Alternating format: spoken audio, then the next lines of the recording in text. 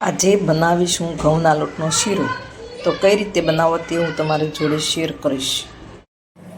આ કડાઈમાં ઘી લીધું છે, એક વાટકી ઘઉંનો કરકરો લોટ લીધો છે। આપણે આ ઘી ગરમ થવા મૂકીશું। આ એક તપેલીમાં જેટલો લોટ લીધું છે ને વાટકી એના 3 ગણું પાણી લીધું છે। હવે એમાં આપણે ગોળ નાખીશું। જોઈતા પ્રમાણમાં નાખવાનું, નહીંતર વાટકી ભરો ને તો અડધી વાટકી નાખવાનું। તો આપણે આટલો ગોળ જોશે તો આપણે એ પ્રમાણે આપણે ગરમ કરી લઈએ। આપણે ઘી ગરમ થવા મૂકી દીધું છે। આપણું ઘી ગરમ થઈ ગયું છે તો હવે આપણે જે ઘઉંનો કરકરો લોટ લીધો છે ને એ નાખીશું। થોડો થોડો નાખવામાં તમને એવું લાગે સેજ ઓછું ઘી છે તો ઘી નાખવાનું આપણે આમાં જરૂર નહીં પડે ઘીને।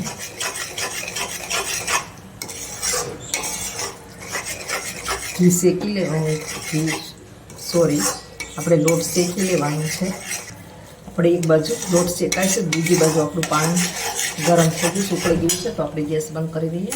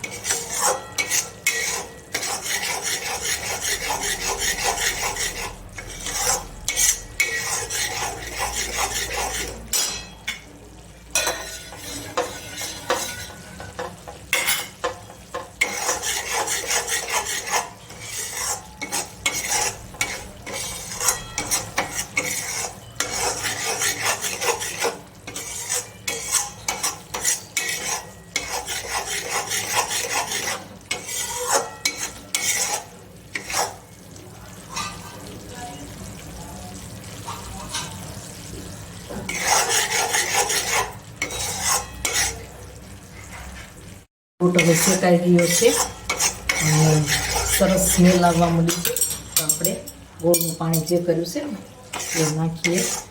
થોડું ધીમે ધીમે કરીને નાખવાનું।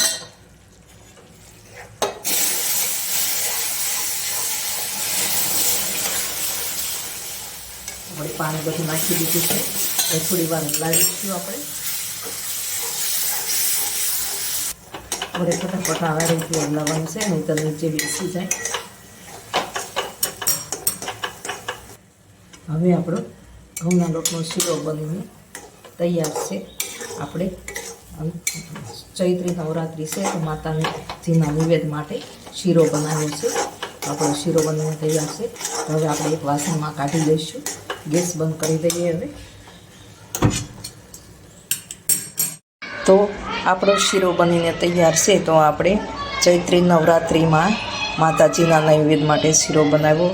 તો મારી રેસીપી ગમે તો લાઈક કરજો, શેર કરજો, ચેનલને સબસ્ક્રાઈબ કરજો, બેલ આઇકોન દબાવવાનું ભૂલતા નહીં અને કમેન્ટમાં લખજો મારી રેસીપી કેવી લાગી।